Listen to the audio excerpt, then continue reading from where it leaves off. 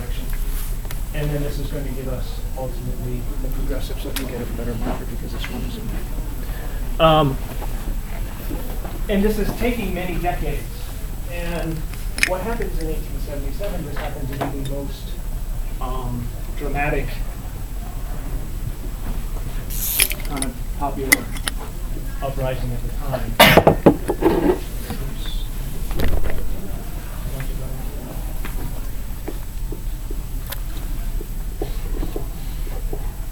And so this is several decades in the making. So we'll come back to this, so we're at this point. What happens during the strike? You have a lot of documents here.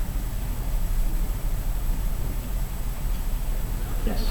So it's like the teenage like he organized a strike. He's saying like he was supporting people like who were like he's talking about like how capitalism is like dangerous to people who are like the big companies like the the Baltimore and Ohio Railroad were like taking like money like wages away from like the workers, and people like how the condition of poverty is like not favorable for individuals or the government. It's like that's just like monarchy system, but like in a republic, it's not okay to like have like people be in charge. They can't like do money like study and stuff, and they can't like use their money. So this is, I'm going to ask you more about this at the end of class, but this idea about what were the assumptions behind the Constitution. Because this is, no, I don't want to talk about it now, but he is reacting to, as a lot of people were at this time, what changes the country is doing. I will take this up as we get to the end of the after we've heard about all the documents. What else happens during? Newspapers such as like Harper's Weekly, they were covering like the strike and stuff. They exaggerated a lot, like lots of detail, and like how peaceful protests became the riots and stuff, and they didn't take the strikers. All right. Yeah. So it said that like a lot of people were more sympathetic to like the laborers, and so they sided with the labor instead of the corporation. Okay, good. So there's, as you see in these documents, there are people taking different positions. So there's some people taking the sides of the business, the railroad, some people taking the sides of the workers. They also said there was hiring and trees and they would quit if they weren't taken late, and like they would come out. So that would be somebody who's taking the more anti-labor stance. Okay. What else?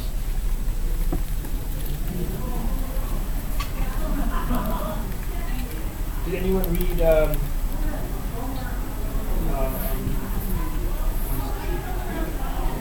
Parsons?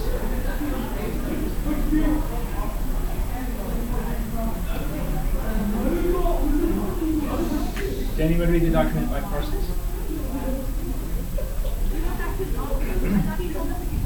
Parsons was a very interesting guy. How many of you know what May 1st is?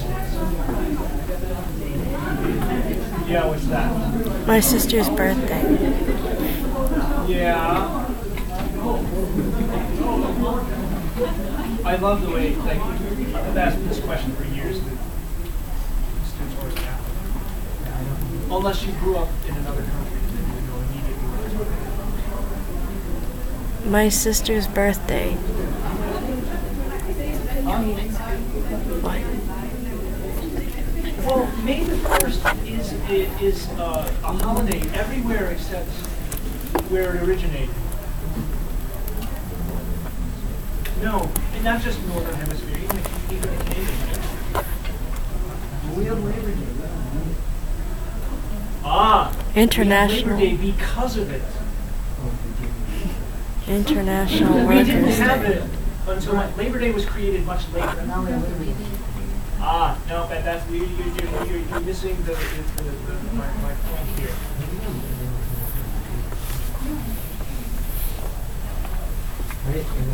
That's not what the media I'm talking about. Oh, I thought I saw. Parsons. Parsons is eventually going to be, so here he is in 1877. He's interesting because he's white, he's married to a black woman. And in Chicago, he will be organizing against the railroads once again. He will be pushing for an 8-hour workday. The 8-hour workday, because we were the center of the universe for the longest time. Which is why all the students are leaving. They probably don't like living at this kind of universe. Don't even trick dog. Parsons in the 1890s is also going to be part of pushing for the 8-hour workday, and he and 7 other people are going to be indicted, and several people actually put to death of those 8 for their involvement in a bombing in Haymarket Square in Chicago. The only problem is that Parsons was nowhere near the event when the bomb went off. So he was one of 8 who were basically arrested, and because he was the leader, the assumption was he's responsible.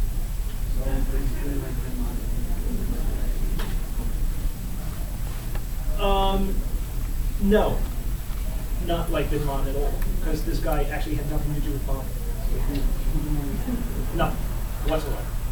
Nothing ties him to the bomb. Except that he happened to be a leader of the labor movement. The thing about that particular event is that the mayor of Chicago showed up. He gave a talk to people who were there. He left, and about 15 minutes later, as everyone's actually dispersing, a bomb goes off and kills some police. Now, to this day, we don't know precisely who's responsible, but we do know that Parsons wasn't anywhere around and he couldn't have set off the bomb. Like, that's established. And the same goes for most of those other 8. There's like one guy who might be suspect, but the point is that all of these people are sent to prison, several of them to the deaths, regardless of whether or not they were responsible. The interesting part about all of that is that internationally, this becomes the next year. Internationally, like everyone is pushing for the 8-hour day, and there's this Remember Chicago, right? Everyone is remember what happened in Chicago last year. This is the struggle of the workers everywhere. It becomes a holiday everywhere except here, right? So everywhere else, May Day becomes International Workers' Day, but not in the United States. And not only that, even in Illinois and in Chicago, not that many people know this particular event. Now that's in the 1890s, right? Parsons, writing about this, was at both of the events. Labor Day, the one that you're talking about, was made intentionally to obscure the fact that this event had happened. Let's pretend there was no International Workers' Day, and put our Workers' Day in the fall, like away from May, so that nobody associates the two. It was I think, an incredibly clever ploy to create a different Labor Day so that we would forget that there was actually an event that people were commemorating. And so in a sense, our Labor Day is a reaction to the tensions of the 19th century and industrialization. And I'll talk more about that too as we wrap up our discussion. Anything else about during strike? It does get pretty violent. If you look at some of the pictures, you can see that there are some serious altercations. There's, I'll show you a map here.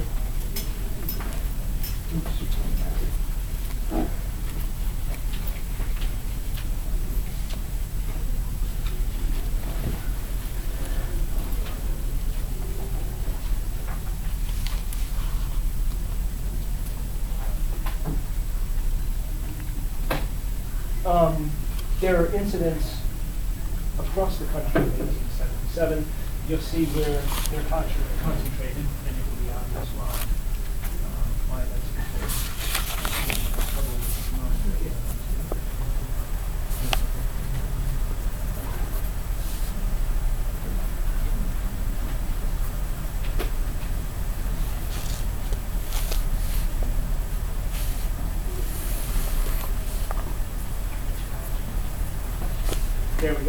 So there are incidents across the country, nothing in between. San Francisco, Kansas, of course, even in Peoria, yeah, and then across the Northeast, because there's this concentration of railroads throughout this area. The South, obviously, not so much, because while they did have some railroads, they don't have as much of this kind of industrial activity and as many railroads as they do in the North. So what happens after these events? Well, I read the one about the New York independent that was like criticizing the strike, and they were like really harsh about it. They were like, we shouldn't have these strikes, and if we have these strikes, then we kill the people striking. Lovely. Yeah. Okay. Mine said about how like to fix this, like we needed to regulate trade unions, I think, and that as soon as like the violence or the protests became violent, then like the people shouldn't support them anymore. Okay. They wanted fair wages. They didn't think it was fair that they could get their wages cut in a kind of like in a bad time, and like they wouldn't be like super high in like a good time. So The drawing in the newspaper Harper's Weekly, and it showed like a family amidst destruction, like everything was burnt, and after the strike, this is what it called, the people called for more police forces and militias and federal troops. So it seems like the opinion is stacked against the workers. What else?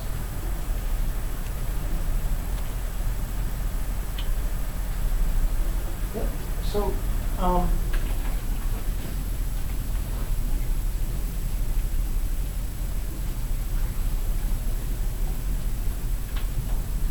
what does that look like?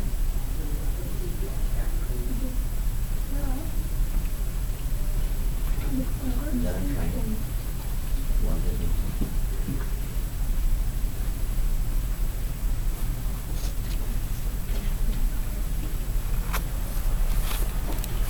It's a striking They look like you.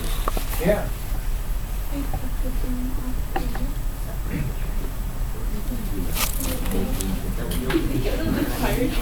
They were really hungry. And apparently iron deficient. Oh, because the wheels are iron.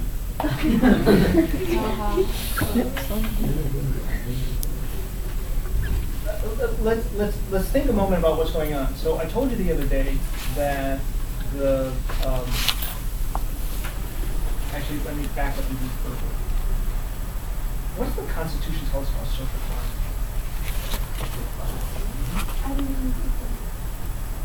Does the Constitution tell us that? What does the Constitution tell us?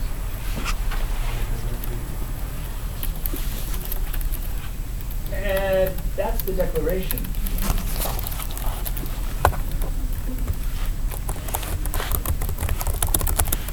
One of them tells us that we're endowed by our creators with certain inalienable rights, and then quotes Locke. But the Constitution simply says, we the people in order to form a more perfect union. What does it tell us about social class?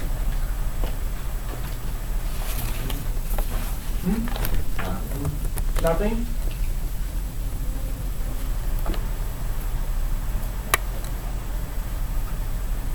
What does it assume about social class?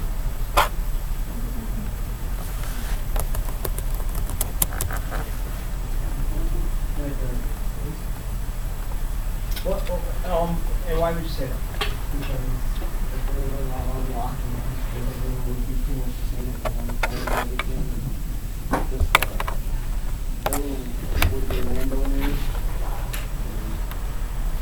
So it's interesting you should say that. But it's not Locke, it's a guy in Harrington. I know, I didn't introduce Harrington to you at the time because, long story. Anyway, Harrington recognized that every constitution that had been written up to that time had actually assumed that there was class warfare. The Romans and the Greeks both had some kind of system that gave power to some people and balanced it out and recognized class. The Romans actually had tribunes, like a representative who represented the people against the elites. It was structural and by design. And when the Constitution for this country is written, it intentionally skips that part. John Adams, in a very unpopular book that he published during, like in the year in running up to the Constitutional Convention, he was actually critical of this and suggested, maybe the Constitution should have some kind of like social class written into it, and no one wanted to go there. There have been some studies that have shown that, like, George Washington was like the wealthiest man in the colony. But if you were to put him in Britain, he wouldn't have been close. He would have been seen as this lowly guy. Who is this upstart thinking he's rich? I'll show him what wealth is. So it's true, the Americans actually had a very middle class society. And this is true even if you include the slaves, as the researchers have done who looked at this. The Constitution then makes certain assumptions about how the society is structured. What's happening by the time you get to the late 19th century? Okay, over the course of that century, a few things happen. One of them is that corporations, originally the idea behind a corporation was you need to build a bridge. You want to get your goods from point A to point B. There's a river intervening. You can go all the way around until you get to a low spot where you can build a bridge. So let's all pool our money together and build a bridge. And we'll put a toll on it that people using the bridge are going to pay because they know it's the shortest route. So they'll pay the tolls. And then all of the people who put up their money will get paid back through the tolls. And then the corporation dissolves. It doesn't exist anymore. This is the original idea. What happens in the course of the 19th century is that people realize that you can use the corporation, this idea of collectively pooling funds, as a way to raise capital for capitalist ventures, right? And you start having entrepreneurs, not just people who are investors anymore. And then we get those two groups of people I was saying when it comes to the railroads. You get the entrepreneurs and you have the venture capitalists. And so you get the two groups, and there's a lot of activity. The railroads become the center of this. But all of this post-dates the Constitution, which assumed that everyone was going to be more or less middle class. And that the middle, according to John Adams, is what was going to keep the balance. The middle recognizes that they can be the go-betweens in between the poor and the rich, who, of course, are small in numbers compared to the people in the middle. What happens by the late 19th century is that middle is seeming really thin. And the number of poor, as Pinkerton and others recognized, those numbers have grown.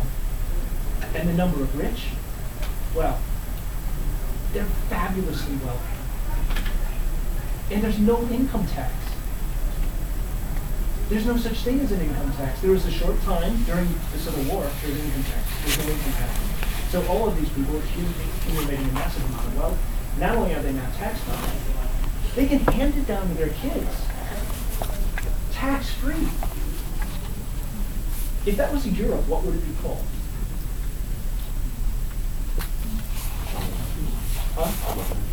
Aristocracy. You accumulate all of your wealth, you hand it down to your kids. All you need is a title. Oh, but doesn't our Constitution say something about that?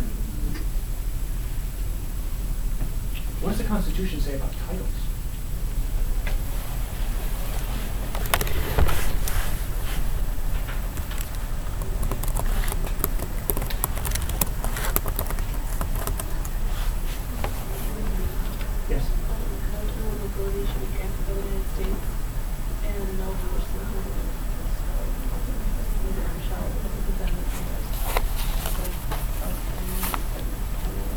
there will not be titles of nobility. The Constitution forbids it. There's perhaps the one statement that they want something different than what the Europeans have. That's the one place where it's stated outright. There will be no nobility in this country. But Leland's Stanford's starting to look like nobility.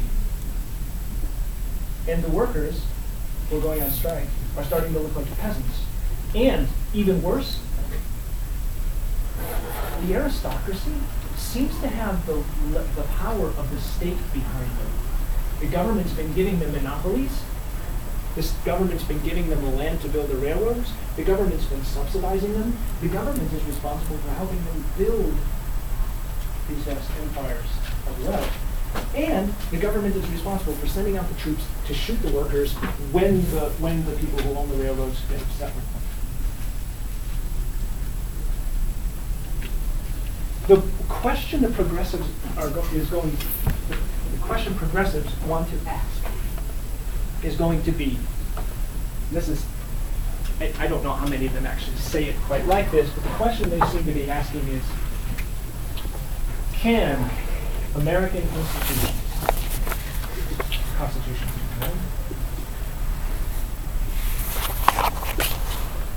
survive industrial capitalism? Now, some of these people will say, well, that's the problem, we need to get rid of capitalism. But for the most part, that's not what happens. It's not really a question of economics. It's a question of institutions. That's where the emphasis goes.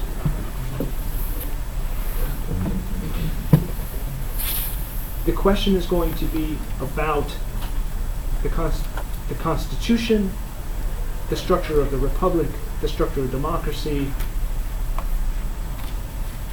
That's why there are going to be 4 constitutional amendments. Okay? All of this unrest is going to create 4 amendments. Reconstruction only gave us 3. Granted, only 3 of them will last. One of them, as it turns out, was incredibly stupid. Yes. Right? But that comes out of this reform, right? And I'll explain, why that's the case. But is it possible for the republic to survive? The Constitution assumes a middle class, and it's not middle class anymore. Is it possible what was I telling you the other day about politicians and the railroads, the entrepreneurs? What's the relationship between a member of Congress and the railroads? The railroad people would buy the Yes. They discovered in the course of the 19th century that we had the best democracy money could buy. But guess what? The people discovered this too, which is why we end up with several of these movements. So,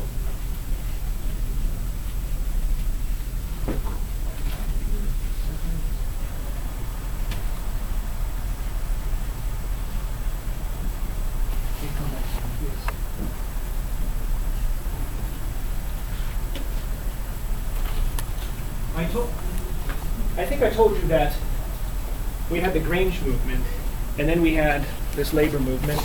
There are several different groups. The Knights of Labor, one of them, and then eventually the American Federation of Labor, and there's a couple other smaller ones in there. I didn't mention these people, though. That's them. They're like the Grange, which was Midwestern. They're also concerned about some of these things. The difference was in the South they had a sharecropping system, which locked people into a perpetual state of poverty. White and black, although it was targeted at the freed slaves, they wanted to find a way to return them into a condition of slaves. They're like, well, if we keep them in poverty, then they'll always be our slaves. And so sharecropping. I think I also mentioned to you that right after this strike, there was already a growing increase in the cotton, which of course is going to drop prices, and then when the prices come down and everyone still has to continue paying what they were, they have a problem. Especially if they were people who, like the sharecroppers, owed a lot of money already. So the farmers are going to form this alliance, and it's going to be the beginning of what becomes the largest citizens' movement of the 19th century.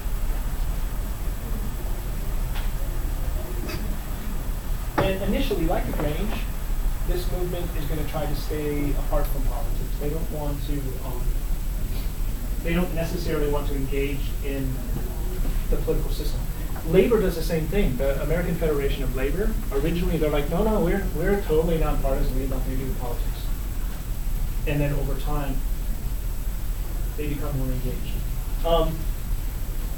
What they wanted was to improve the financial conditions. They want people to be able to get loans because farmers can't get them. What they find out, though, they do set up exchanges to sell their goods. The problem was that the banks refused to extend loans, so they have to kind of create their own kind of limited system, and the banks, of course, have all of the money and far more of it, and they would like to have the banks on board, but they can't seem to get them. So,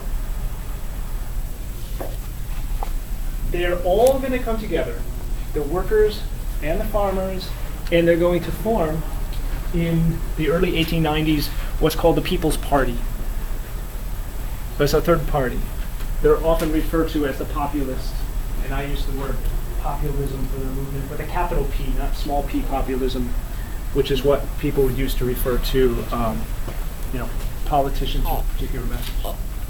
This is the actual populist party. Their message was sent to, as they put it, the producing classes.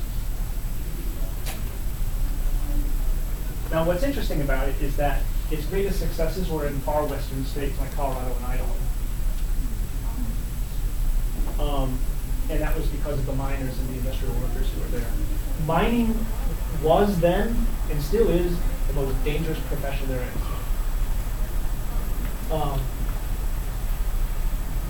And it was very easy to get these people to be concerned about their welfare and how it seems like the owners don't seem to care about them very much.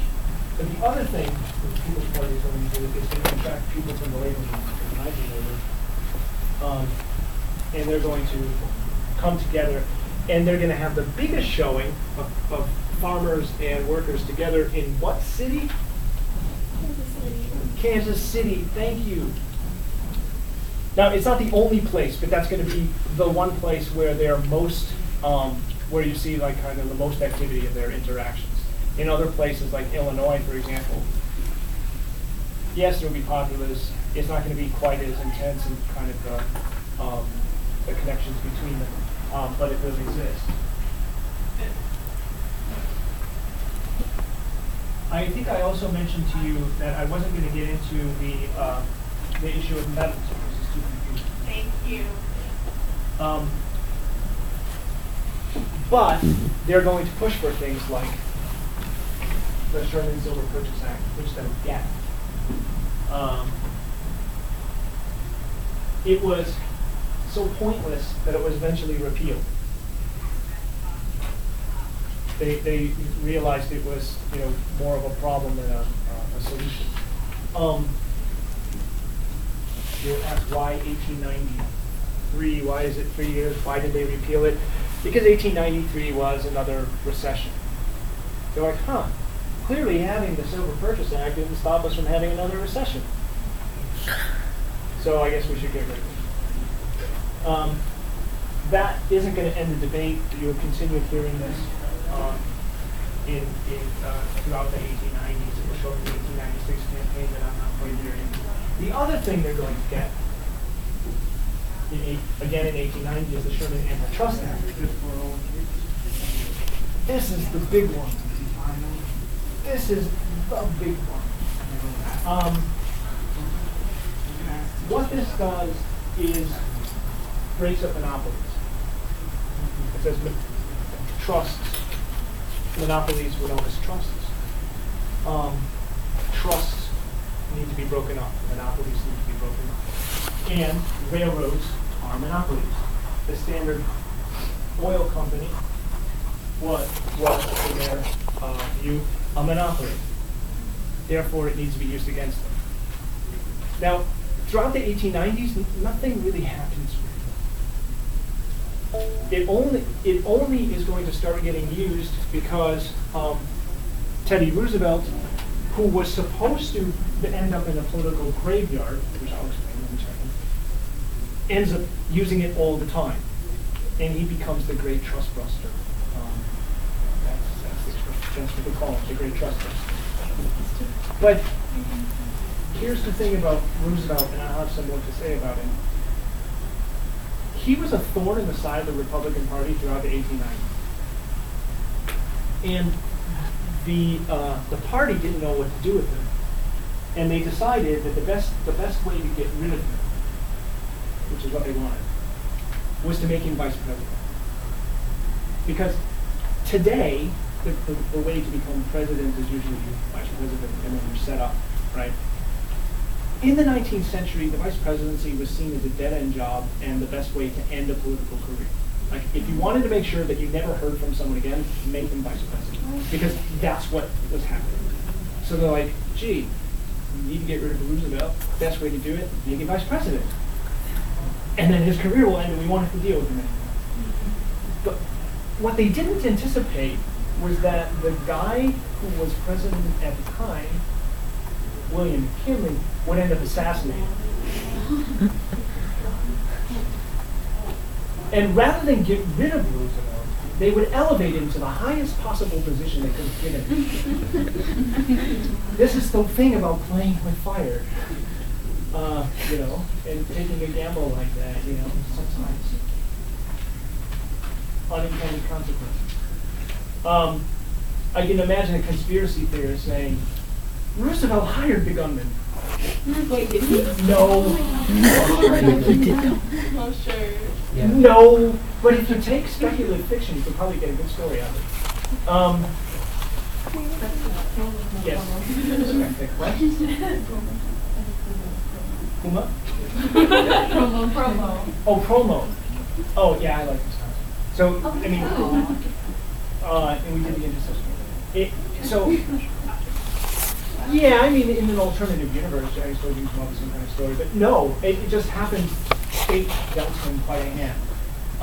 As I said, I will have more to say about it. But so here's a guy who was supposed to end his political career, and instead he takes the Sherman Antitrust Act and he's going to run with it. It's at that point, actually, that these people, the populists,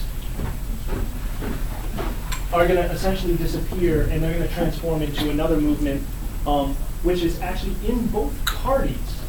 There will be progressive Democrats and progressive Republicans. They'll both have an action within their party called progressives, although it originates, it's more common with the Republicans than with the Democrats. And it will come back and bite the Republicans later because they will end up becoming the third party. Wait, was this like the Gold Moose Party? Not yet, but yes, eventually. Oh. So when I'm talking about the progressives, so okay, here's a point of reference. Historians talk about the progressive era. Guy at UIC, this guy Bob, he's the editor of the Journal of Gilded Age of Progressive Era. They put them together because nobody can really say when it starts. Usually Reconstruction goes up to 1877, so we're like, okay, Gilded Age, 1877. We take the name from a book by Mark Twain. It's actually co-written by him. It's called The Gilded Age. And then we come up with this fuzzy range here, somewhere between 1890 and 1900, and we say that begins the progressive era. and it lasts until World War I, so around 1917. This date is fuzzy. It depends on who you ask. Some people say, "Oh, well, Sherman answers Truscott, 1890." Oh, well, no, it's actually with the creation of the legislation on the bureaucracy. It's 1892. Oh, no, actually, there are a few things that happened in 1897, so it should be there. I like to start it with the Galveston, Texas hurricane, right? Which I'll tell you about. And we can say, no, it's actually like 1900. But this is happening throughout, and eventually, the Bull Moose Party you're talking about is 1912. So the Progressive Party will be in the 1912 election, okay? But prior to then, there's progressivism, even before there's a Progressive Party. So it's like taking place throughout. In the same way that what becomes populism had precursors in these movements before it becomes a party. So we could say, well, populism, do we define it by the party? Because if we do that, we're like, okay, 1890. If we define progressivism just by the party, like, well, 1912. But when historians are talking about progressivism, they're really referring to things that are already happening in the 1890s and last for about 20 years, almost 30 years, and go to about the end of World War I.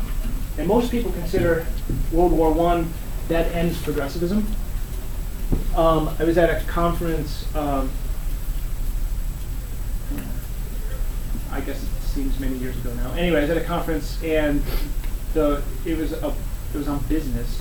And the historians giving papers, a bunch of them wanted to look at the 1920s. And what was really interesting about the 1920s is that usually, because progressivism is considered dead, you wouldn't expect anything in the 1920s to strike you as being progressive. But it turns out that these people don't completely disappear. The 1920s do have a few examples of things. A little bit of progressivism left. And it kind of goes more or less dormant through the decade and comes back in the 1930s with the Great Depression. But it doesn't entirely disappear. But its heyday is here. This is when it's at its peak. Yes? So does progressivism like come from populism or is it really something? Yeah, okay, so let me get to that part. Good question. Let's look at this. So this is the Omaha platform. In 1892, the People's Party is going to meet in Omaha, Nebraska, and they're going to create their party. Okay. They want direct election of U.S. senators. They want to enact state laws through initiatives and referendums. They want unlimited coinage of silver. I told you in some session a graduated income tax, public ownership of the railroads, telegraph, and telephone systems, loans and warehouses for farmers to stabilize prices, and an 8-hour workday for industrial workers. Okay, here's the interesting part. This is what the Grange movement and the Farmers Alliance want, right? So this is populism, but they don't achieve this other stuff. Direct election of U.S. senators. That happens by constitutional amendment because the progressives do it. A graduated income tax. That happens by constitutional amendment because the progressives do it. They want state laws through initiatives and referendums. They get that. But it's the progressives in the Republican Party who push for it. They want their unlimited coinage of silver. Again, nonsensical. It never quite goes away. They want public ownership of railroads, telegraphs, and telephone systems. What they get is regulations. They want loans and I went over that. They want an 8-hour workday. They don't get that until the 1930s. So they're pushing for all of these things. And as a party, the populists never achieve any of them. But, okay, they may not achieve them, but everyone else does. Everything they ask for on this list, they get. Everything. But they don't get it on their own. They get it because the progressives do it. They get it because other people are going to push for it. Eventually, it happens. It's like People's Party, basically, if that is true. Well, but no. This is what I'm trying to point out to you. So the populists are the populists, okay? But it's difficult to draw a clear line when progressivism begins. We know that by the time we get to 1900, the People's Party doesn't exist anymore. But their ideas have been, they show up in other places, like among the progressives. But the progressives don't actually have a party either. Not until 1912. At which point, Roosevelt will establish a party, which will be known as the Balloon Party only because of him. And that's the sad part, is it was his force of personality that carries the thing. Wait, so what's the biggest difference between the Populist Party and the Progressive? The time period. Okay. I would say that the big difference is that the world wasn't ready for what the populists were selling. But by the time the progressives are able to implement it, the world is now ready. So like the word progressive back then, does it kind of mean the same thing as now, like when someone calls themselves progressive? Yeah, it's interesting because that word progressive has gone through kind of its own history of usage, and arguably today's progressives go back. They're using the term the way the progressives used it back then. It's very odd, though, in a sense, because today most people would associate progressives with the Democratic Party. Back then, you would associate progressives with the Republican Party. But they have like different platforms in a way. Well, and that's I don't know about you, but the students have asked me before, so when do the parties seem to shift and become more like they are now? This is the period.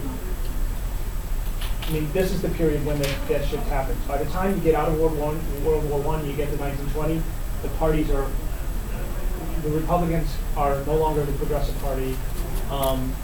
They established themselves as the pro-business party, and the Democrats have started, they're going through their own growing pains, and by the 1930s, the Democrats are starting to go to, they're having two factions, a northern wing, which is going to be associated with civil rights, and a southern wing, which is going to be still the party of segregation. And then that ends in 1964. So it's really 1964 where the parties really are finally like they are. Okay, I have more here, but I won't give that to you today because I'll end up way ahead. Oh, I'll just show you this. In 1892, so they had the Omaha platform. How did the populists do? Well, really well in Colorado and Idaho. And in Kansas. North Dakota breaks out its electoral votes. But it's not enough to carry. What happens in 1896 is the populists are going to use a format that can't be used anymore, and they're going to merge with the Democrats for that election. So people will be voting Democratic populists to the same party. Populists and Democrats come together in 1896. They put William Jennings Bryan as their candidate, and I'll tell you what that